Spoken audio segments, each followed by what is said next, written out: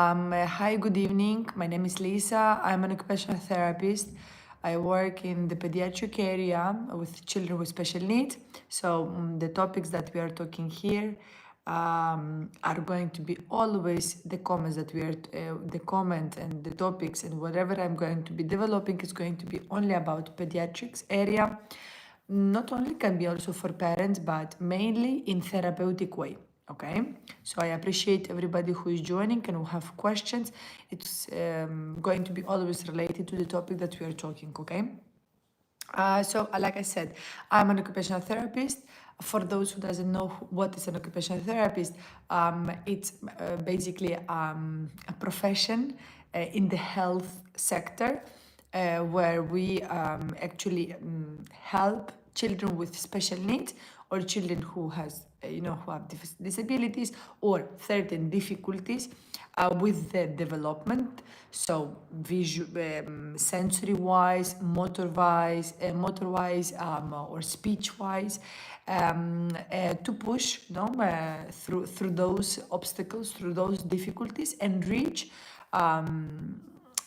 in the independency in different areas, right? So if we have a child who doesn't know how to sit, or doesn't know how to walk, or doesn't know how to communicate, or doesn't know how to play, or how to write, read, etc. No, there is a big how to tell you, there is a big list of different areas that an occupational therapist can be doing. Most of the time, this to say like in a very simple words, most of the time the occupational therapist, we are going to be trying to target different areas of disability, but we are mostly well known for sensory processing disorders, autism, ADHD, neurological disorders, cerebral palsy, for example, no, and other syndromes that are a little bit more common, like Down syndrome or Joubert syndrome or Rett syndrome. There are so many, and sometimes they are not even known. Like there are so many difficulties that you don't even know. Now, what we are going to be talking today, every Wednesday, I connect online. As an occupational therapist, I try to provide a couple of minutes per week free, to a little bit to talk a little bit about different topics and have those parents who those parents who are in need to get a little bit of online assistance, I will say. So I am basically, the project is that every Wednesday I connect and we talk a little bit about certain things, and if you have questions I answer them, and if not I can try to try to always get some how to say, some feedback to you, something useful if I can. So today's topic, every Wednesday I record them and I keep them in my social media. So obviously I much appreciate your followings, your support, your likes, your sharings, etc. Last week we had like a little bit of a topic because I was a little bit upset about how, yeah, sometimes certain professionals are working. I hope that my parents, or the parents who are watching, or the parents with whom I'm talking, I try to push them very much into always ask and try to go around certain things that are difficult, because you're already handling a child with disability. We should be, no, the rest of the professionals should be here to support you or to guide you, and in case if we are, if there is ignorance, no, or if we don't know about something, we should also be able to recognize it and divide you, or specialize, or maybe send you, refer you to another specialist. Today's topic is going to be a little bit about the difference between autism and sensory processing. This topic, it comes very handy. The same, like I repeat many times about ADHD. I repeat a lot, not so much about ADHD, but let's say oral motor skills, difficulties in sensory issues, how to self-regulate, right? And today the topic is a little bit to find that difference between autism and sensory processing disorder. Now, when I work with children with special needs, many times, most of the times, we have the diagnosis of autism.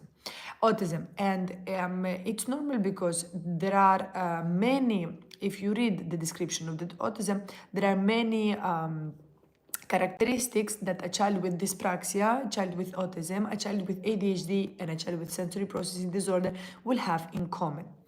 And this can bring a little bit of confusion and can bring a little bit, of also like not understanding what exactly my kid has. And many times you will have combination. Sometimes you have ADHD and autism. Sometimes you will have sensory processing disorder just, or sometimes you will have a combination with three. So in sensory processing disorder, it's very important to understand that it is not only having difficulties in all the senses. So we have different senses in our body, right? We have the taste, we have the smell, we have the sound, we have the touch, we have the proprioceptive input, which is the pressure, we have the vestibular for the balancing. All these senses, they need to work and organize themselves together. And sometimes you will have children who are messy with different tastes while eating, and then while playing, and while communicating, and finding themselves in the space correctly, regulating their emotions, etc. And you will say, well, but that sounds very much like also children with autism. And that's totally fine, because in children with autism, most of the kids with autism, how to say, they have difficulties with some of the sensory issues that I just mentioned. So some of them, they will have difficulties with the speech, some of them, they will have difficulties with the tactile, some of them will have difficulties with maybe oral, tolerating the food inside of the mouth, or like tiptoeing, right? I don't know, tolerating different textures, etc., etc. So I don't know if you have any kid around that can have a combination of both disorders, or it is only a one disorder. That will be great. You can let me know. You can write me. Okay, so I will be happy to hear you. Exactly. For example, my one doesn't touch anything, even his food. I need to feed him. This is also very common. I have a big amount of kids that have difficulties with feeding and have difficulties with oral motor processing. Now, we have to have a difference between oral motor processing, behavior, and feeding issues. Feeding issues is actually, inside of feeding issues, you have to separate two things. Do we have a sensory issue, or it's a behavior? Meaning, I learned that every time that my mom brings me soup, and I don't want the soup, so I say no to the soup, but not because of the taste or because how it smells, because how it looks, but because after I know that I will have a nice dessert, or I will end up eating something good, or I will end up eating something else. So sometimes kids, this I'm talking about a long run. It's not in one time or on 1 week.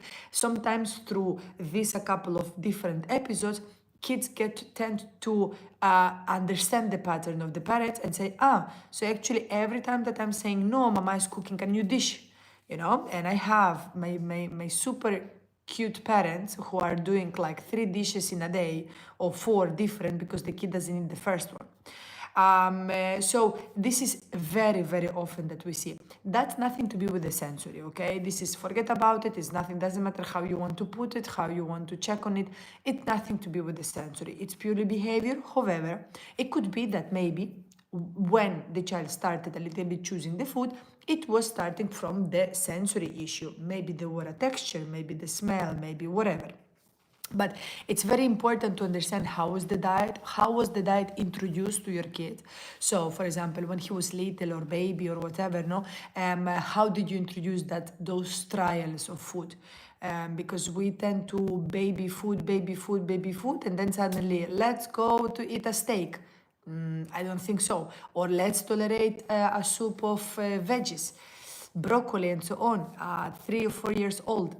If the baby wasn't introduced, or the child wasn't around vegetables at the early age, I find it a little bit difficult. I think I will not accept it as well. I remember myself, I used to not to like, onions. I used to gag with the onions in the soups, And now I love it. So yes, one thing is that one particular texture or flavor you don't like, and then according to how you grow, your body get used to and maybe you tolerate more. And another thing is that out of 20 food, you reduce yourself to two. That's not possible. And that's very dangerous and very frustrating for the parents, so it's very, very complicated. So inside of the sensory processing, Monique, I will read you soon. Inside of the sensory processing, we have different areas. Okay, so there is not only oral motor skills. We have, like I said, vestibular, we have tactile, we have smell, there is let me see, taste, interoceptive, it's all the feeling inside of our body, no, regarding, for example, when we feel hungry, when we feel thirsty, that concept. Visual, it's also very important, and regarding food, visual, it's also super important. Sometimes you will have kids who will have difficulties in the oral, tactile, and visual, and you cannot be surprised that the child has oral motor skills or difficulties in feeding, because the child has these three particular senses totally messed up. So Mela, two things that I would like to say about hypersensitive and hyposensitive. This is a topic that I already said before in another topics. We have to make the distinction, because when we go for sensory processing, we say like, oh my goodness, everybody has sensory difficulties, okay? Most of the kids and adults, we are a little bit more picky in one way or another. But how is your body tolerating in a hypersensitivity, meaning that maybe you are receiving too much information from outside, so that's why you hyper respond to that input, or you're hypo, means that you are receiving way too low, so you need when we are having kids with hyposensitivity, we need to input a lot, and that's why we can be swinging the swing and the kid is still not getting the vestibular, and we need to stay like maybe 10 to 15 minutes swinging, so the kid gets that swinging input, that vestibular input. And some kids with a little bit, poof, hyper responsive, because it's way too much information with that one or two swings, and the child is already not here, and you're like, okay, I lost it. So we have to calm down, redo the activity, etc. So this is very important, okay, to have this difference between hyposensitive and hypersensitive. Now, parents, educators, whoever is watching me, whenever you would like to know if your child, a little bit to know the sensory profile of your kid, to see if there is or not possibility of sensory processing disorder, I suggest you to contact an occupational therapist who will provide you a test for this. So there is like a particular test, it's a questionnaire for parents, and after that you will be able to understand and a little bit more understand your child, in which area he is struggling and how we can help him. Okay, so I highly suggest you. Obviously, I don't say it so often, but just to let you know that as an occupational therapist, I work in my clinic. Obviously, I also provide online lessons, and I work with parents from around the world. So it is not an issue. If you have any particular question, you would like me to develop something else or check your particular case with your particular kid, you can contact me. I am all over social media. You can find everything, all the details in my YouTube channel. So let me go a little bit and I read you, because Monique, for example, here she wrote, it was a long way with ARC therapy to arrive to eat a sandwich because he was eating only smashed food. Yes, maybe because of the problem, he avoids egg and cheese. Okay, so for example, to avoid egg and cheese, Monique, it is not a big issue, because like I'm telling you, not the difficulty, it's very often that we can have like, I don't like tomatoes, I don't like onions, I don't like egg, for example, particularly egg, it's extremely difficult for children because of the smell. It's like, for example, tuna. It's complicated because of the smell. And eggs, I have a lot of children with autism that gags, We still make them eat, we still push that limit, but even if the child gets like really good at eating, when we are eating an egg, it's like, a totally how to say, a totally different sensation. But so Arc Therapeutics, it's very good. What is Arc Therapeutic is basically a brand with different tools to work inside of the mouth in order to get the food. You have different techniques. You don't have to only follow Arc Therapeutics, but it's a good way to start for parents. Yes. To arrive to eat a sandwich because he was eating only smashed food. It's very interesting to know that a child of 4 years old or 5 years old with full setup of teeth will do still smashing the food like a baby. It's really interesting. For me, it's very interesting. I unfortunately, I have, most of the time when I work with feeding, I have kids already grown enough, 7 years old, 5, 6, 7, etc. So it's a little bit more complicated for me to understand or to see them when they were little. When I get the kids when they are like 2 years old, 1 year old, no, before 3, the change is completely different. It's way easier to install and to work on the feeding. But when we get kids a little bit older, when we start working on feeding, you see these reflexes of like babies, you know, and you are like, okay, so we are like facing a kid of 7 years old and we have to work on chewing. And most probably he was not eating the sandwich and he was only eating smashed food because he was okay with the food inside of the mouth. He was okay with keeping it because it's soft, because it reminds him maybe from the baby food, but what to do with the food, how to chew it, etc. Probably he wasn't having that understanding. Correct me if I'm wrong, okay? Because I don't know your kid, so it's I'm just assuming. But sandwich is complicated to install because it has different layers. So, for example, if some of you are interested to know, when I introduce the sandwich, I never do like sandwich with the cheese and the ham and a tomato. No, it's not a sandwich. We usually go or first bread and then maybe butter, maybe something spreadable. No, so a cheese.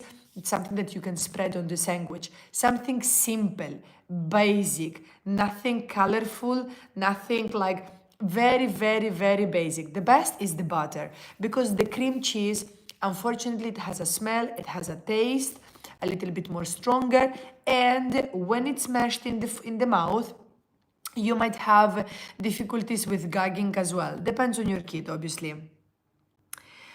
And then we say yes here were to egg and cheese. I'm telling you, egg. It's a very difficult. It's an actually very difficult nutrient for kids to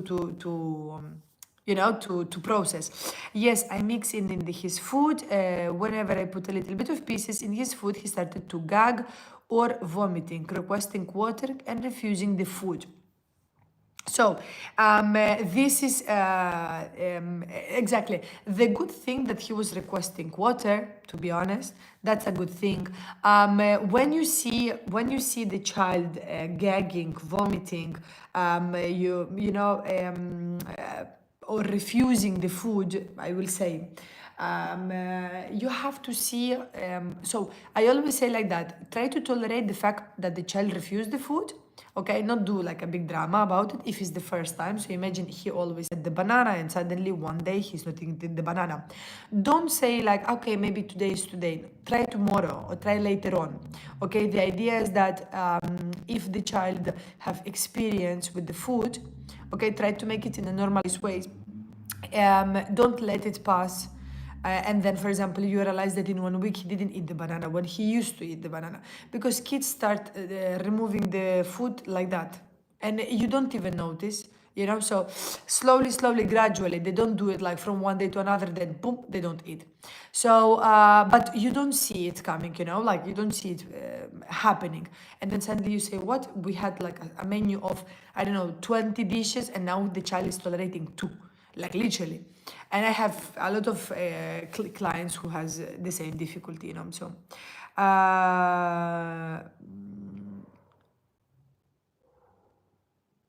yes, but very good, fantastic. I'm happy for you because here Monique is sharing that Lisa, we arrive at sandwich with salami or cheese and with herbs. Fantastic. Spaghetti, rice.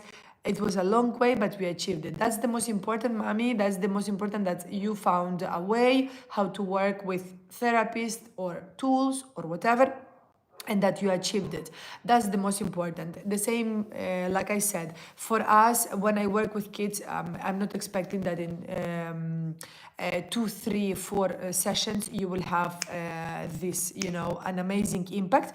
But hopefully, with a little bit of training, we get there. That is very important, that the fact that the child is tasting. Look, he tastes grapes, tomato, cucumbers. I mean, he don't like it all the time, but he tastes them, and I'm very happy. That's very important,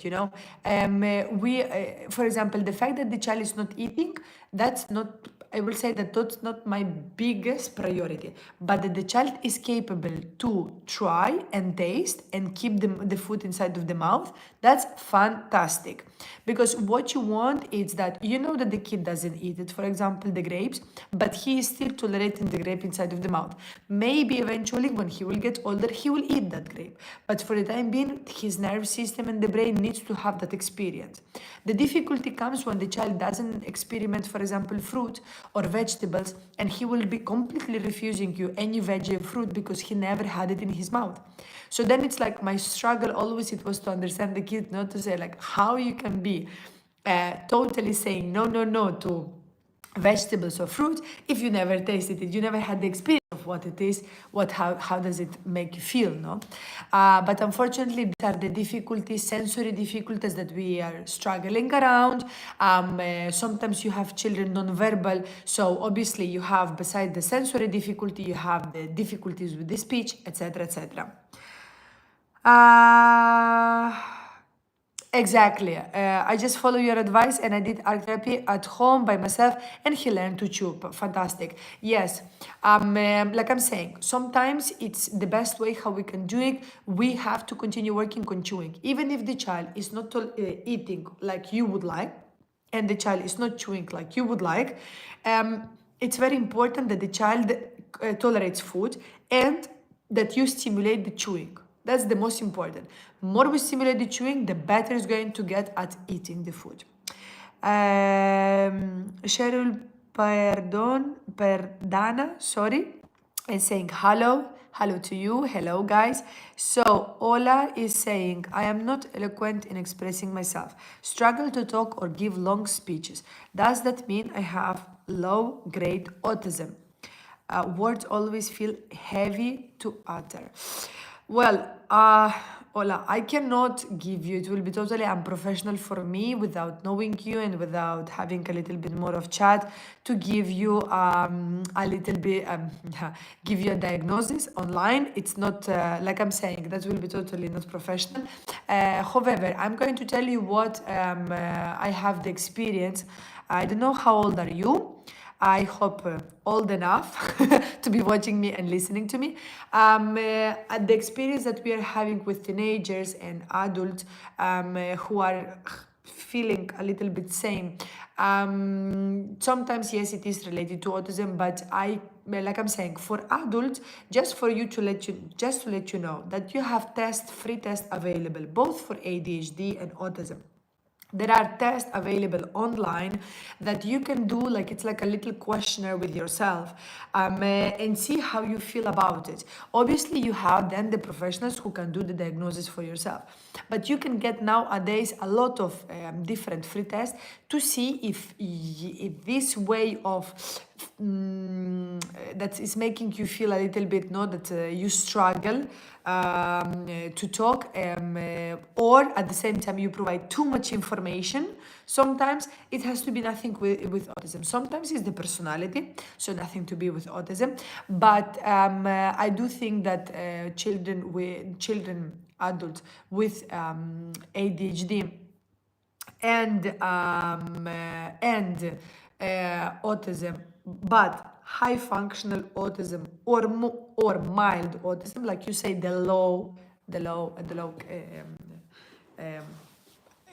level, will have difficulties maybe into expressing themselves. So, or sometimes they will not know like when can I enter in the conversation, or sometimes when they enter in the conversation, it's like boom, let me give you all the details possible, and you can feel like, okay, so why we are continue talking about a topic that it was like 15 minutes ago.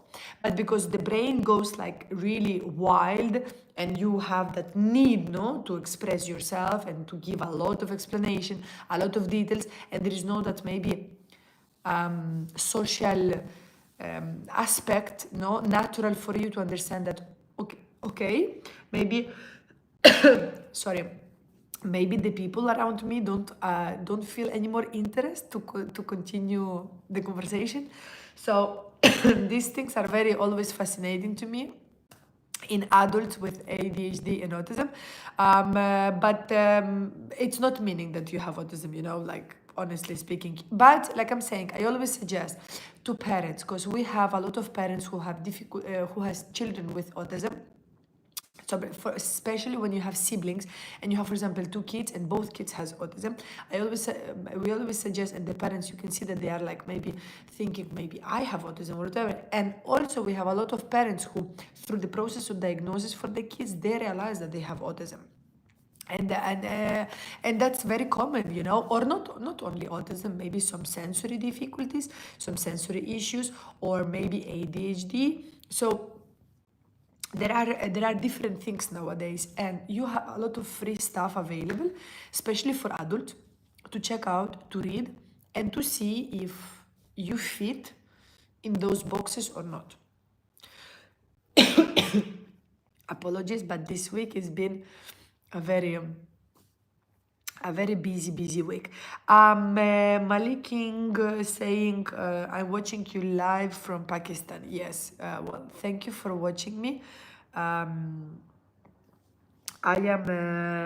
happy that we have people around the world.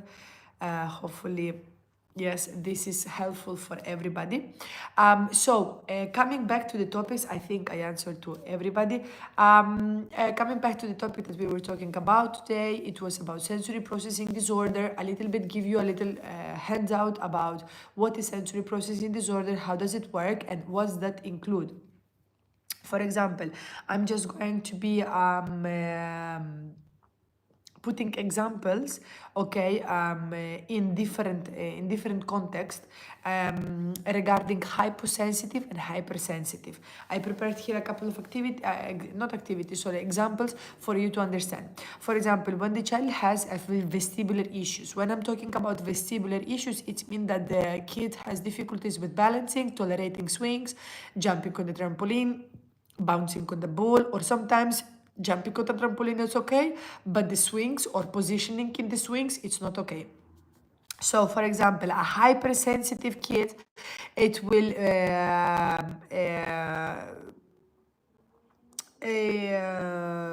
will be, for example, moving too much, or maybe I don't know, he will be really in alert to every single movement around, because he's hypersensitive. He is getting the information way more faster. Or for example, will be practicing balancing on his own rate, you know, that he will be how to say, constantly maybe in movement, and he would like that, no, to practice that particular how to say, movement. And hyposensitive, we would need, for example, a lot of swinging, children who enjoys a lot of swinging, children who enjoys a lot of spinning, children who enjoys a lot of rolling, balancing activities constantly, you know. Why? Because you say, my goodness, this kid is hypersensitive, hyperactive and hypersensitive, it's not the same, okay? So yes, it could be that the child is hyperactive, but also it could be the child is hyposensitive. He is in so much need to get that spinning movement, or that balancing balance, no, vestibular balance, that he needs to do a lot of repetition. And if you think about it, rolling, it's a very repetitive vestibular movement. Spinning, it's a very repetitive vestibular movement. For example, you will have a lot of kids with autism who will be spinning objects cars, the wheels of the cars, or for example, balls, or they will be like spinning other objects, right? Sometimes it's like even objects that they don't spin, but the reason why it's because visually they like that, they not they enjoy, but they are looking forward for that input. And I have a lot of parents who will say, I have to stop the kids. What shall I do? I stop it. I don't want to for him to touch it, etc. I always say that no, because it's the kid is getting an information through it. Obviously, we have to, like everything else, we have to regulate, and we cannot be neither keeping a kid 1 hour spinning a wheel. For sure, it is not beneficial. You don't do it, I don't do it, nobody should do it. However, if it's a part of an activity and the kid has like free play, and the first thing that he does is take a wheel and spin the wheel, let him a couple of minutes. Nothing will happen bad about it. It's mean that somehow his nerve system is in need of that, he's looking for that. So I highly suggest you to not overdo. Okay, not like panic around, say, oh my goodness, I should be 24/7 on him, not letting him do things, because then unfortunately we develop frustration, we develop a lot of repetitive behaviors that are repetitive because mama is getting angry and I'm looking for that stimulus. Papa is getting angry and they are giving me attention, so let me do it more, so papa mama will be more on me. So sometimes then you have like developing different other difficulties that wasn't there before, but because of our misinformation and not understanding how to observe our kid, we actually create it. So I suggest you that whenever you don't know what to do, or you are struggling, or maybe you're not understanding exactly what you have to do, you have therapists for that reason, So not just like me around the world, you have a lot of therapists around the world.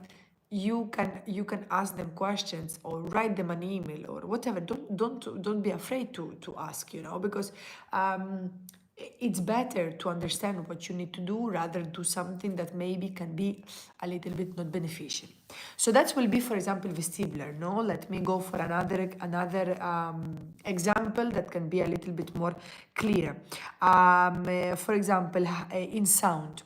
You have a lot of children who enjoy sound, enjoys music. Hyposensitive, it will be the typical kid who will be banging pots, or slamming the door or banging the door. Musical instruments, playing a lot with musical instruments, listen to music a lot, cause effect. So for example, I don't know, those trains that has lights and music at the same time. This type of activities, it will be for a hyposensitive kid with sound. Why?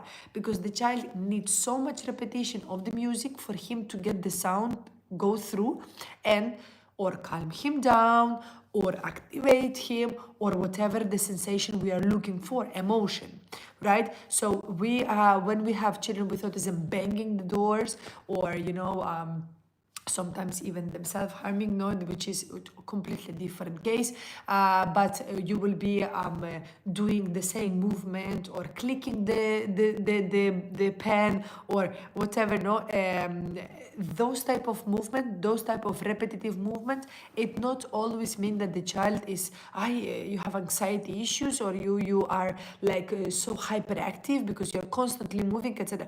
It's because the child really needs or takes time to get that sound installed in his body or her body system. And that is the reality. We all are different and we all work differently. So not because I will show you a toy, it's mean that 5 minutes later you will know how to use the toy. Sometimes we have to stay 3 months with one toy in order for the kid to push the button. So because he understands that if he pushes the button, this is what's going to be happening after. So sometimes I exaggerate 3 months, okay? But sometimes it happens that you need too many repetitions in order for the kid, to get that right. Monique just say you are describing my child. Good. That's a hyposensitive. In hypersensitive, it will be completely different. For example, he will be, so it will be maybe the different typical kid, like for example with vestibular, he will be way more alert about sounds and extremely maybe covering the ears because it's too much noise going on.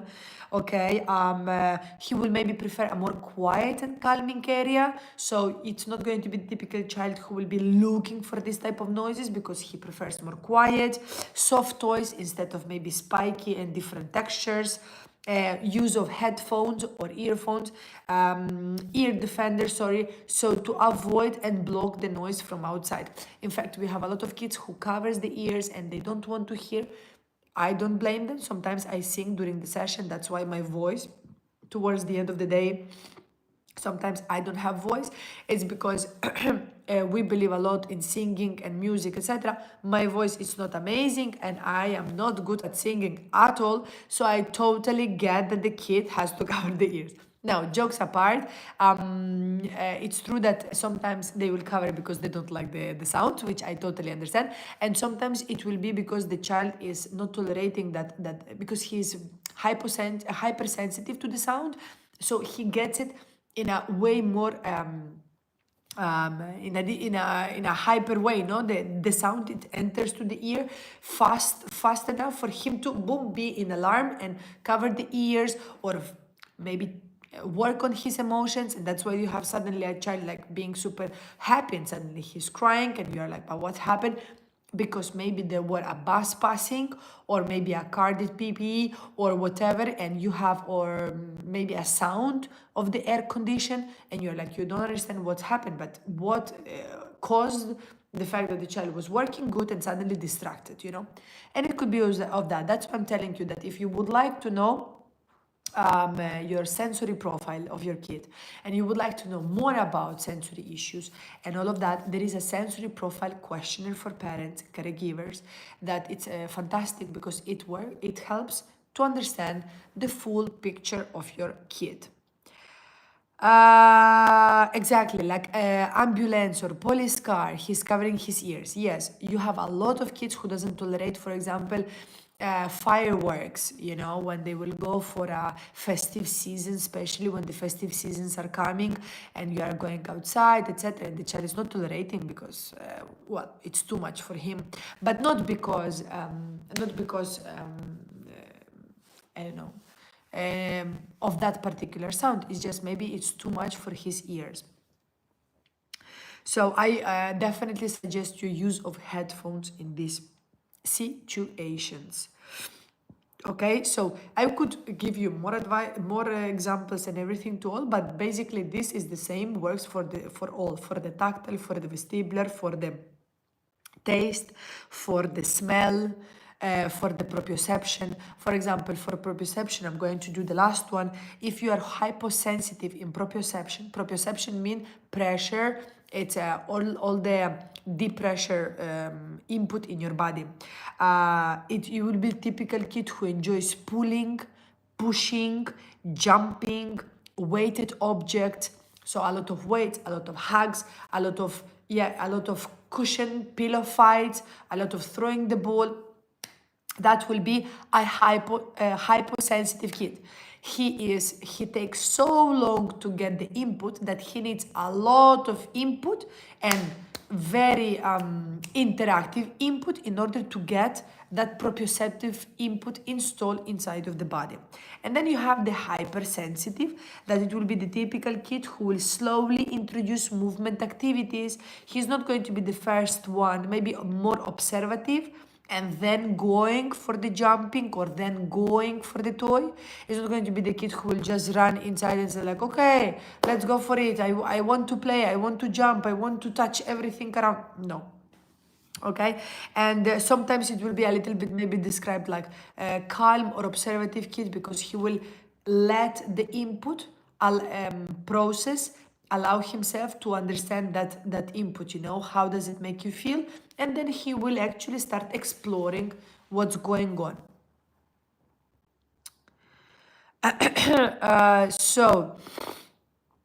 Where can I find the sensory test you are saying? So, Monique, this sensory test, you have two different options.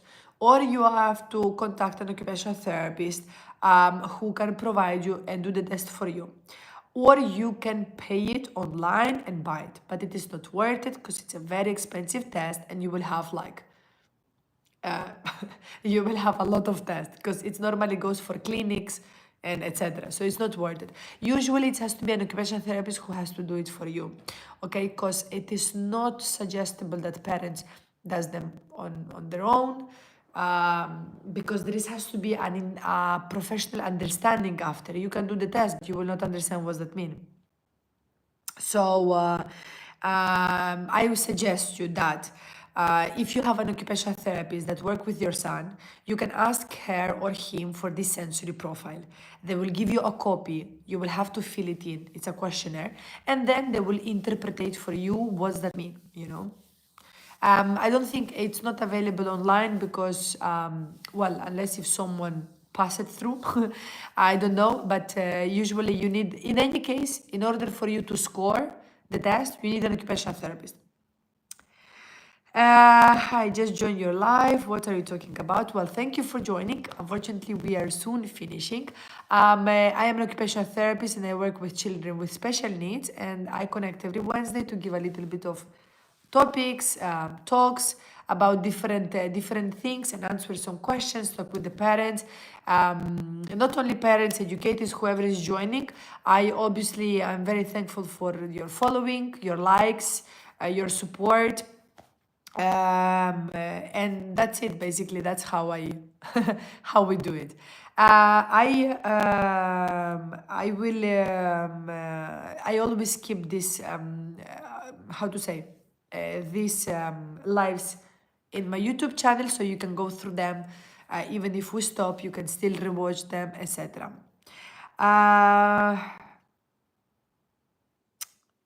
Yes, I got a full comprehensive report from OT, but I was just out of curiosity if I might find more information. Yes, you can. However, sensory profile is not the same when you're doing observation in sensory systems. So the occupational therapist sometimes will provide you a report because you analyze different sensory situations. However, if the professional didn't do the sensory profile test, the sensory profile questionnaire, it's slightly different, you know, because that's like a question of like 7-8 pages with a lot of questions about different modules and different systems. So this is why it's so fully it's complete. Thank you very much. Thank you for joining from India. Thank you. Yes, I hope so. Well, guys, I hope that this video and today's was helpful to you. Thank you very much for joining. And I will be seeing you next Wednesday. Like I said, around 7:30 p.m. I always connect. We stay a little bit longer sometimes, depends of you, okay? How much you like to chat, how much you have questions, etc. If during the week you accumulate questions, don't hesitate to write me. Follow and support Panacea Therapy Center. That's my clinic. Thank you very much. We are in LinkedIn, we are in Instagram, Facebook, etc. So yeah, and that's it. I wish you good night, and I see you next week. I hope that you take care of yourself. Don't get sick because now this is the season for sickness. Okay. If you have any question, you can write me, okay? And you can write me, ask me whatever you need, and then I will answer you in the next live next Wednesday. Okay. See you.